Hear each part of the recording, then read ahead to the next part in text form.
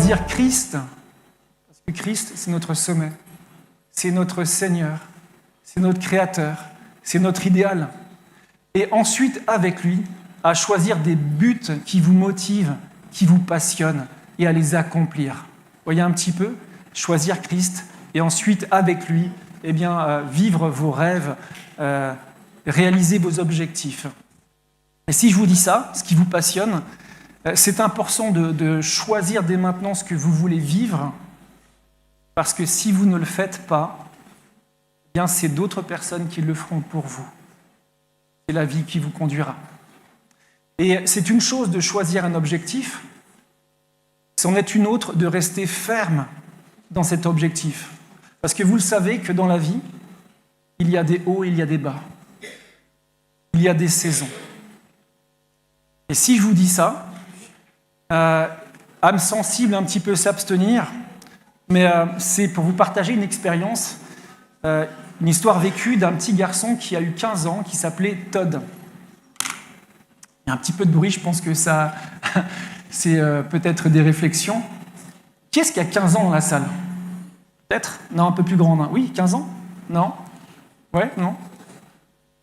Au fond, je ne les vois pas trop. Plus par là-bas, 15 ans ? Non, un peu plus grand. Hein. Ok. Todd avait 15 ans, il aimait le ski nautique, il rêvait de sommet, et malheureusement pour lui, il est tombé. Alors c'est une image générée par l'IA, hein, je me suis amusé, c'est impossible, hein. Ça n'existe pas. Il est tombé dans l'eau, puis en plus c'est compliqué parce qu'en fonction des mots qu'on donne, on a des alertes qui bloquent, etc. Donc, et malheureusement, l'hélice du bateau est passée trop près de sa jambe, et en un instant, à l'âge de 15 ans, il a eu la jambe sectionnée. Imaginez, à 15 ans, votre jambe est sectionnée, comment vous vous sentiriez ? Comment vous vous sentiriez ? Triste ?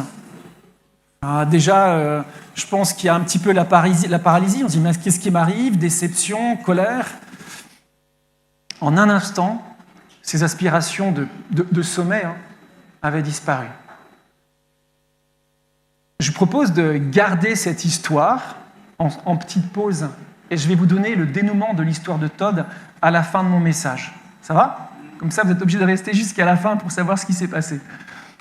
Dans l'Écriture, on rencontre aussi d'autres personnages qui ont connu des difficultés, des épreuves. Et je sais aussi que la communauté, ce matin, traverse également des épreuves. Il y a un personnage que j'aime par-dessus tout, c'est Moïse. Aucun homme dans l'Écriture n'est comme Moïse. Un homme qui a vu Dieu, qui lui a parlé face à face, un homme qui a reçu les paroles de Dieu, un homme qui a fait des grands miracles pour libérer son peuple. Il n'y a personne comme lui. Pourtant, à un moment donné de sa vie, Moïse a fait fausse route. Il croyait que Dieu l'appelait à être le libérateur et voulant prendre les choses en main pour libérer son peuple, ce qui est noble, hein, c'est un beau sommet, libérer son peuple. Il va commettre un meurtre et à cause de ça, il va devoir quitter sa famille et son pays et s'exiler loin, loin dans le désert. Et on le retrouve là. Qu'est-ce qui m'arrive ? Pourquoi j'ai fait ça ? Vraiment, à ce moment-là, Moïse ne rêve plus de sommet. Hein. Il va rester 40 ans dans le désert, il va vieillir. Là, Moïse a 80 ans. Pourtant, au chapitre 3 du livre de l'Exode, nous lisons ceci.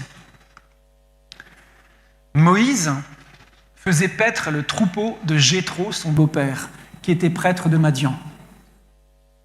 Il mena le troupeau au-delà du désert et arriva à la montagne de l'Horeb. Petite précision, la montagne de l'Horeb, c'est le mont Sinaï. C'est un autre mot pour décrire le mont Sinaï. Et le mot hébreu Horeb signifie sécheresse, désert. C'est un endroit où il fait chaud. C'est un endroit où il n'y a pas beaucoup de vie. C'est sec. À l'époque, on imaginait que Dieu descendait parfois sur cette montagne.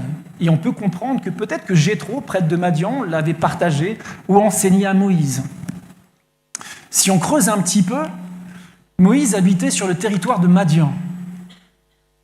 S'amusant un petit peu à vol d'oiseau, Madian, Horeb, ça fait environ 300 km. 300 km. Si on fait le trajet 300 km avec un troupeau de chèvres qui n'est pas le nôtre, donc il faut s'arrêter parce que ça avance doucement, et il fait chaud, donc il avance plus doucement. Après des petits calculs en intelligence artificielle, Moïse aurait mis au moins 2 mois pour atteindre l'Horeb. 2 mois. Et j'ai demandé la vitesse de marche d'une chèvre dans un terrain difficile, et je suis arrivé un petit peu à cette notion-là. Alors la question que je lui pose est la suivante. Que fait Moïse à 80 ans, loin de chez lui, dans un territoire désertique, à plus de 300 km de chez lui, d'après vous? Que fait Moïse, là? Il cherche Dieu? Ouais, je le pense aussi. Et ça, je pense que c'est quelque chose qui est bon pour nous, en fait. À un moment donné, quelle que soit ta vie, quels que soient les chemins que tu prends, il est toujours bon de se mettre en quête de Dieu. Et Moïse, à ce stade de sa vie, il a 80 ans, il veut avoir des réponses. Ça fait 40 ans qu'il vit l'exil. 40 ans qu'il est dans une espèce de silence et il veut des réponses, il veut savoir pourquoi. Il cherche à se reconnecter avec Dieu. Et nous lisons ceci, verset 2. Le messager du Seigneur lui apparut dans un feu flamboyant au milieu d'un buisson. Et vous savez comme moi que le Dieu qui a parlé dans le buisson, c'est Jésus-Christ. Et la bonne nouvelle que je vois dans cette histoire, et que je te partage ce matin, c'est que qui que tu sois, quelles que soient les erreurs que tu as pu faire dans ta vie, Moïse était un criminel, quels que soient tes échecs, si tu te détournes de tes mauvaises voies, que tu te mets en quête de Dieu, alors il se manifestera à toi. C'est une promesse. Qui que tu sois, quoi que tu aies fait, parfois on imagine que notre péché, en fait, il nous éloigne de Dieu. C'est faux. Rappelez-vous le jardin d'Éden. Dieu est toujours là. Il attend simplement, parce qu'il ne s'impose pas, il attend qu'on se tourne vers lui. Et si ce matin tu le fais, en étant présent ou peut-être derrière l'écran, sache que tu le rencontreras. Et ça, c'est une promesse que j'aimerais nous laisser ce matin. Elle est importante, elle est réelle, elle est certaine. Elle est même reprise par un prophète de l'Ancien Testament qui dit « Vous me chercherez et vous me trouverez, si vous me cherchez de tout votre cœur. » Je trouve ça beau. Quoi que tu aies fait, le Seigneur se manifestera à toi. Et puis, l'histoire continue dans cet échange que Moïse va avoir avec Jésus. Jésus va lui dire ceci. « J'ai bien vu l'affliction de mon peuple qui est en Égypte. J'ai entendu les cris que lui font pousser ses tyrans. Je connais ses douleurs et je suis descendu. » Et là encore, j'y vois une deuxième... En fait, j'aime vraiment l'histoire de Moïse. Elle me passionne. Et là encore, je vois une autre bonne nouvelle. Parfois, dans nos vies, on a l'impression que Dieu est distant. « Seigneur, pourquoi cet accident? Pourquoi j'ai perdu une jambe? Seigneur, pourquoi ce malheur dans ma vie ?» Parfois, on a l'impression qu'on est seul, que nos prières ne montent pas jusqu'au ciel, que Dieu nous a abandonnés. Et là, pour Moïse, et pas que pour lui, Dieu dit « Je sais qui tu es. Je sais où tu es. Je sais même ce que tu ressens. Et j'ai un projet pour toi. » Waouh! Notre Dieu est proche de chacun d'entre nous. Ça, c'est la deuxième bonne nouvelle que je veux vraiment nous laisser. On a un Dieu qui est incroyable. Et ce qu'on a à faire, c'est simplement à porter notre regard sur lui. Alors, Dieu a un projet pour Moïse et il l'encourage. Et d'après vous, qu'est-ce que Moïse va répondre? Est-ce qu'il sera là, Seigneur, je te loue parce qu'en fait, mes yeux sont ouverts. au sein même de la fosse où j'étais tombé, je croyais que j'étais seul, tu étais là, je te loue Seigneur, je vais te suivre. Est-ce que c'est ce que Moïse va faire? La suite, vous la connaissez. Alors j'avance un petit peu, comme ça vous aurez le texte. Voilà. Moïse va dire, Seigneur, qui suis-je? Qui suis-je, Seigneur? Je suis plus capable. Et ça, c'est quand on fait des péchés, en fait. Quand on transgresse des lois de Dieu, après, il y a quelque chose en nous qui est brisé. Et on ne se sent plus capable. Moïse a commis un meurtre. On ne se sent plus capable de plus rien faire. Et Moïse pense qu'il n'a plus aucune capacité en lui, que sa vie, elle est foutue, qu'il ne pourra plus jamais monter sur des sommets ou réaliser des choses qui le passionnent. Qui suis-je, Seigneur? Qui suis-je? Rappelez-vous, il était prince d'Égypte. Et maintenant, 80 ans, berger, c'est fini, le temps a passé. Et ce que j'aime, c'est que, encore une fois, Jésus, et vraiment, il est incroyable, alors que Moïse est très défaitiste, Jésus va entrer en contestation avec lui pour essayer de le relever. Et vous avez la suite, toujours dans ce chapitre 3. Jésus va lui dire, écoute Moïse, tu n'es pas tout seul. Je serai avec toi. Là, on pourrait s'arrêter. Seigneur, loué sois-tu, tu es avec moi, on y va. Mais Moïse va dire, mais Seigneur, s'il me demande comment tu t'appelles, premier obstacle, qu'est-ce que je vais dire? Eh bien, tu diras, je serai qui je serai. Mais ils ne me croiront pas. Deuxième négation. Bon, écoute, je vais te donner un signe, 2 signes, 3 signes. Non mais Seigneur, je ne sais pas parler, pas moi, pas moi. Et Jésus lui dit, mais attends, c'est moi le Créateur. Jésus est le Créateur, c'est moi qui ai tout créé. Donc ta bouche, je peux la délier, c'est pas un problème. Plus tard, je le ferai d'ailleurs. Et Moïse de répondre, pardon Seigneur, envoie quelqu'un d'autre, mais pas moi. Alors là, Jésus se mit en colère contre Moïse. J'aime beaucoup ce passage. Moïse a réussi à mettre Jésus en colère. Waouh! Mais il y a encore une bonne nouvelle. Vous savez ce que c'est? Si tu crois que tu es irrécupérable et que tu t'obstines dans ce chemin qui t'emmène dans la vallée, eh bien, sache que Dieu, il est encore plus obstiné que toi. Et il va tout faire pour te sauver et pour t'aider à gravir ce sommet. Vraiment, la parole de Dieu est remplie de promesses. Et je comprends Moïse, en fait. Vous savez pourquoi? Il était prince. Il a vécu dans la jet set. À un moment donné, et là on le lit avec différents textes anciens, le pharaon Thoutmôsis avait même prévu de faire de lui l'héritier du trône. Et là, il se retrouve simple berger. Si vous connaissez l'histoire de Joseph, vous savez qu'en Égypte, on méprise les bergers. On les méprise. C'est le métier le plus vil. Il se dit, avant j'étais prince, tu m'envoies vers Pharaon, il aurait pu m'écouter. Mais maintenant, je suis un moins que rien, je suis un berger. Jamais Pharaon va m'écouter. Il va se raconter encore autre chose. Il se raconte beaucoup de choses, Moïse. Avant, comme j'étais fort, le peuple, je pensais qu'il allait me suivre. Mais ils m'ont rejeté. Et maintenant, je vais revenir à 80 ans, berger, tout faible. Ils vont jamais me croire, Seigneur. C'est pas moi, c'est pas possible. Envoie quelqu'un d'autre. Est-ce que ça t'est déjà arrivé de ne pas te sentir à la hauteur? Ouais. Moi aussi, Sentir faible. Il y a un sommet et tu dis, c'est pas pour moi. C'est pour quelqu'un d'autre. Seigneur, puis on est des fois un petit peu des imposteurs. Envoie quelqu'un d'autre, Seigneur, pas moi, envoie quelqu'un d'autre. Mais dans cette histoire, il y a quand même plein de vérités sur Moïse.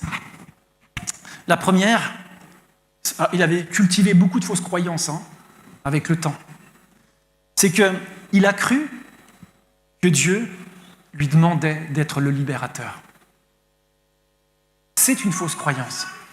Parce que, si vous le prenez avec moi,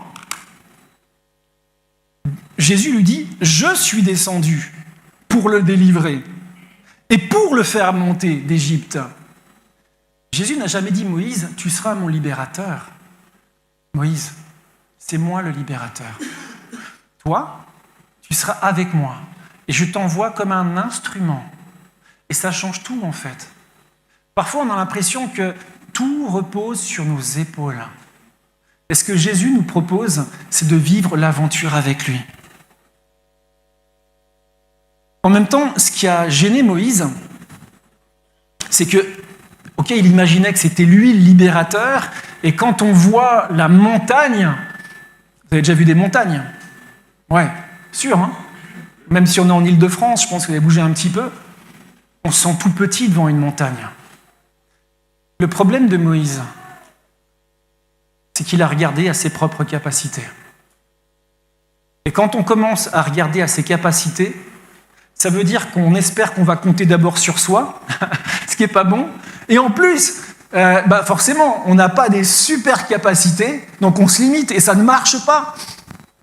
Et Moïse s'est limité tout seul, alors que Jésus l'invitait simplement à porter son regard vers lui. Et ça change tout. Et je vous propose une citation d'un célèbre missionnaire qui s'appelle Hudson Taylor. C'est un missionnaire qui a senti que Dieu l'appelait à annoncer l'évangile en Chine. Il a fait un grand ministère en Chine. Et voici ce qu'il a écrit. C'est vraiment impressionnant. Il a dit ceci: plusieurs chrétiens, pour dire presque la grande majorité, évaluent la difficulté à la lumière de leurs propres ressources. Par conséquent, ils entreprennent très peu et ils échouent toujours. Forcément. Mais dans la Bible, tous les géants ont été des hommes faibles qui ont fait de grandes choses parce qu'ils ont compté sur sa puissance et sa présence. Et ça change tout. C'est quand je suis faible que je suis fort.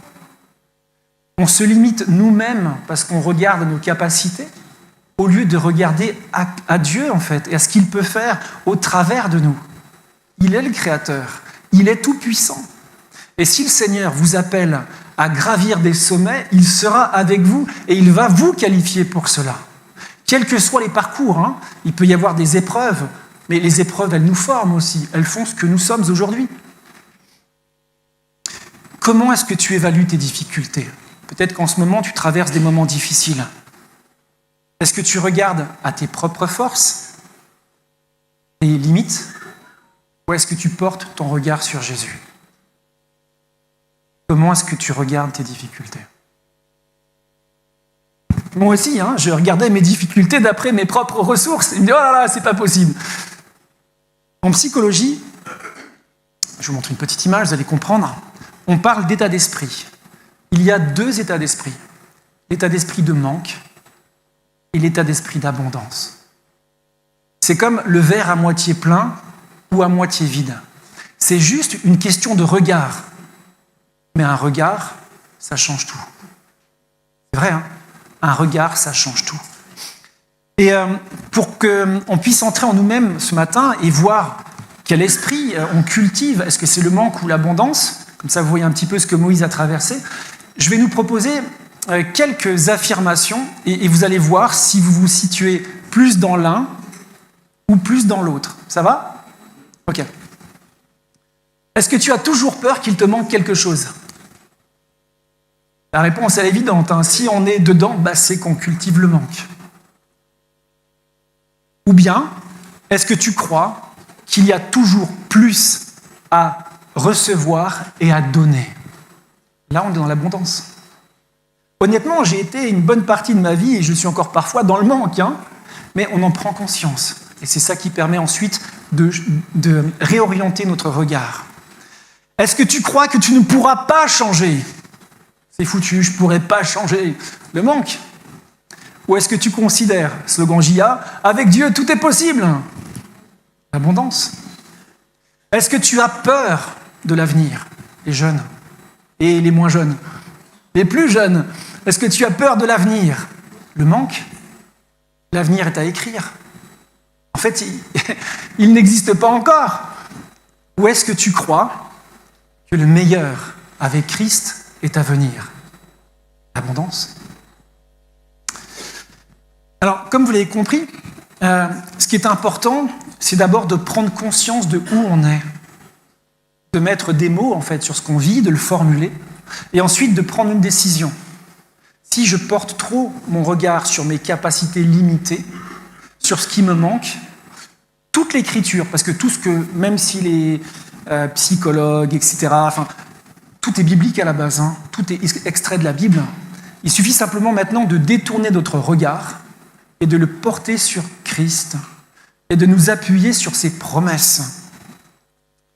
Et l'apôtre Paul l'écrit ceci dans sa lettre aux Philippiens, il dit ceci, elle est vraiment forte cette parole, « Je peux tout », je vous l'ai mis en parole vivante, hein, c'est une autre traduction, elle est amplifiée, mais elle m'a parlé, « Je peux tout dans la communion de celui qui est la source de ma force. » Je vais la redire, hein, c'est pas « je peux tout parce que la force est en moi », etc. Non, non, je peux tout dans la communion de celui qui est la source de ma force. C'est lui qui est la source de ma force. Il est Dieu, il est tout-puissant. Et si je vis une communion avec lui, alors il n'y a plus de limite. Je peux tout.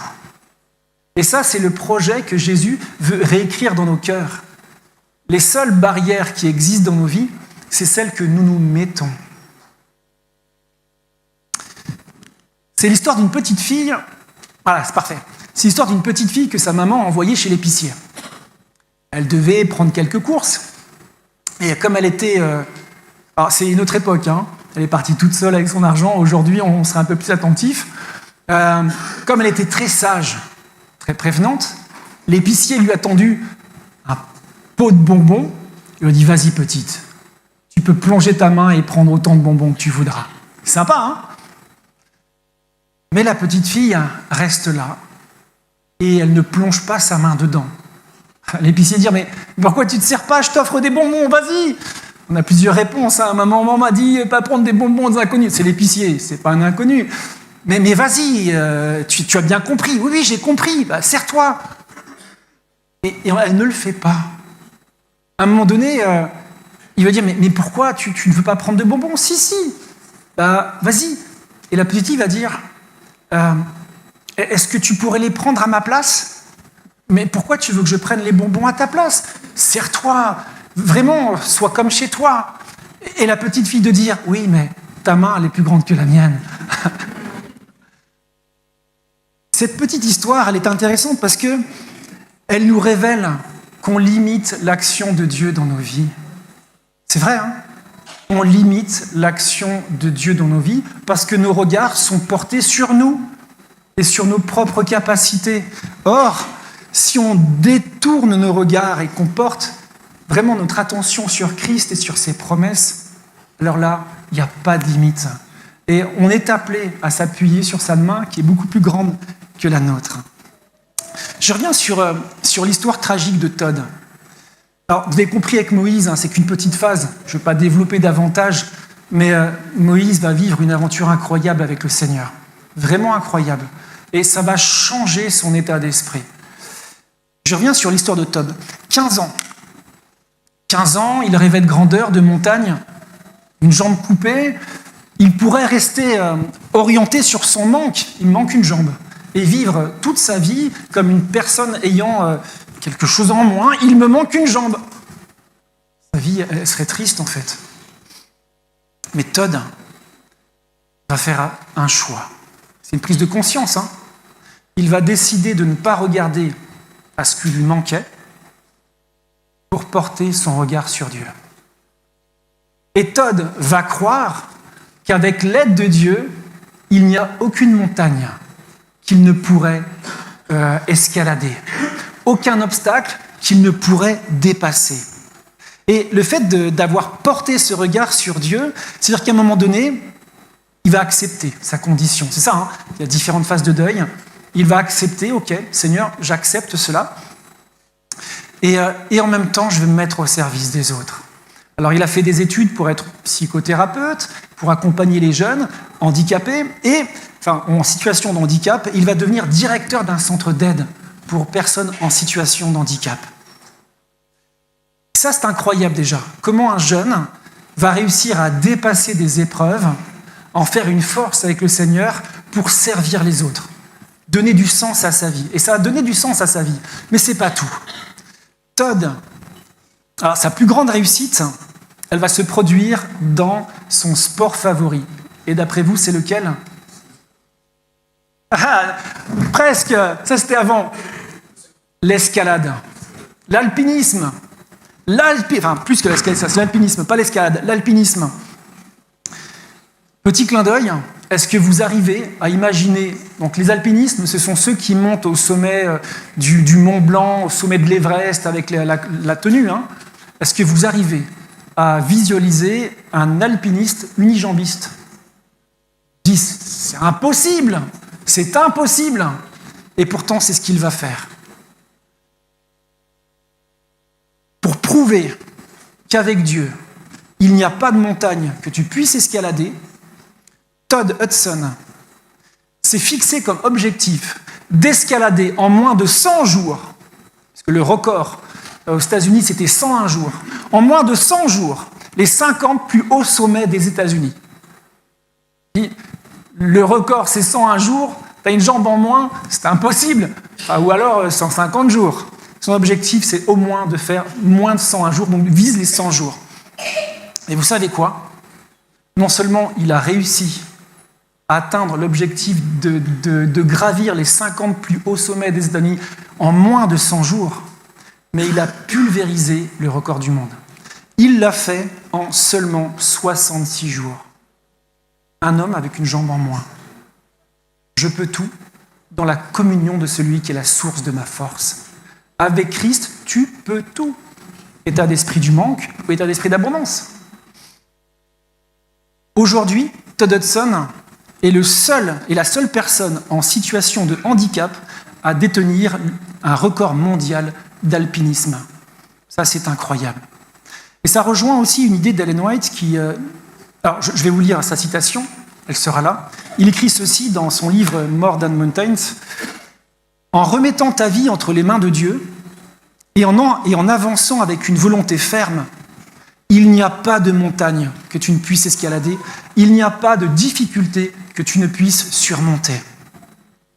Et Ellen White, de poursuivre, et c'est un peu le même contexte dans Message à la jeunesse, elle dira ceci, voilà, n'oubliez pas que vous ne parviendrez jamais à un idéal plus élevé que celui que vous serez fixé vous-même.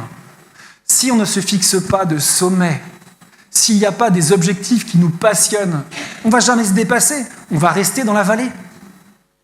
C'est en montant que les muscles se forment aussi. Et donc, elle poursuit, placez donc cet idéal le plus haut possible, et pas à pas, même si cela devait vous demander un effort pénible. Par le sacrifice et le renoncement, faites l'ascension de l'échelle jusqu'au dernier échelon. Tu peux tout. Tu peux tout dans la communion de celui qui est la source de ta force. Alors ce matin, choisis de voir plus haut et plus loin. Car avec Dieu à tes côtés, il n'y a pas de montagne que tu ne puisses escalader. Il n'y a pas de difficulté que tu ne puisses surmonter. Il n'y a pas non plus de rêve que tu ne puisses réaliser. Amen. Ce matin. Merci Seigneur pour ce message, ce booster que tu nous envoies. C'est vrai que le cœur de beaucoup d'entre nous est peut-être attristé, mais Seigneur, tu nous dis qu'avec toi, avec la force que tu donnes à chacun d'entre nous, rien n'est impossible, Seigneur. Permets, Seigneur, en ce matin que chaque enfant, chaque jeune, chaque adulte choisisse le sommet, Seigneur, à l'instar de Moïse, comme tu nous l'as dit ce matin, ou de cet exemple, Todd. Seigneur, nous devons nous accrocher à toi, Seigneur, et avec toi, Seigneur, même si tu ne nous promets pas qu'il n'y aura pas de difficultés, parce que dans tous les exemples que tu nous donnes, Seigneur, dans tous les exemples contenus dans la Bible, Seigneur, il y a des difficultés. Il y a toujours des montagnes, Seigneur. Mais tu nous demandes pas tu nous dis pas qu'il n'y en aura pas de montagnes, Seigneur, mais tu nous dis qu'avec toi, nous allons les gravir. Et nous n'allons pas gravir une seule montagne, Seigneur, mais toutes les montagnes qui se positionnent devant nous, Seigneur. Seigneur, permets que ça soit une conviction ferme dans le cœur de chacun d'entre nous, Seigneur. Permets, Seigneur, du plus petit ici jusqu'au plus grand de cette communauté, nous puissions comprendre, Seigneur, que nous avons tout à gagner. En tout cas, nous n'avons qu'à te faire confiance. Et réellement, comme cette histoire de cette petite fille qui a pris le temps de la réflexion et en se disant « mais ma main, elle est trop petite, ta main, elle est plus grande.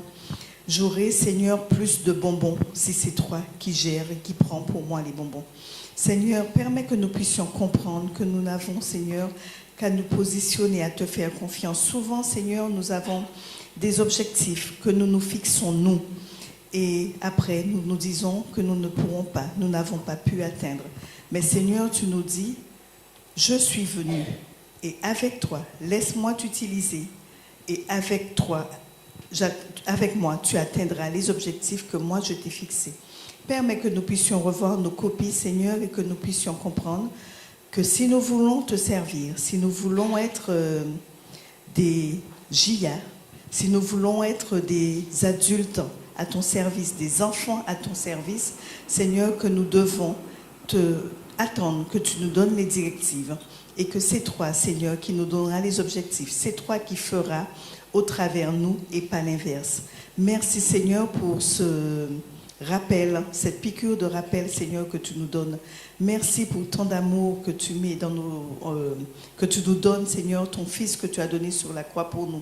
Seigneur, permets que nous puissions réellement nous accrocher à cet espoir, Seigneur, et à cette vérité que tu nous as dit, et permets que nous puissions faire le choix de choisir le sommet, Seigneur, réellement.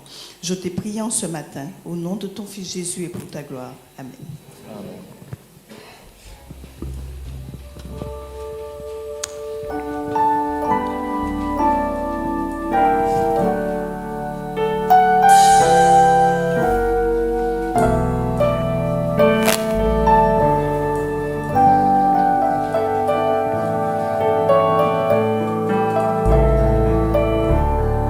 À vous lever et on va recevoir ensemble la bénédiction du Seigneur. Elle est issue d'une des lettres de Paul aux Philippiens.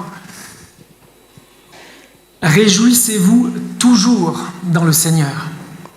Je le répète, réjouissez-vous. Que votre attitude conciliante soit connue de tous. Le Seigneur est proche. Ne vous inquiétez de rien, mais en tout, par la prière et la supplication, avec des actions de grâce, faites connaître à Dieu vos demandes. Et la paix de Dieu, qui surpasse toute pensée, gardera votre cœur et votre intelligence en Jésus-Christ. Amen.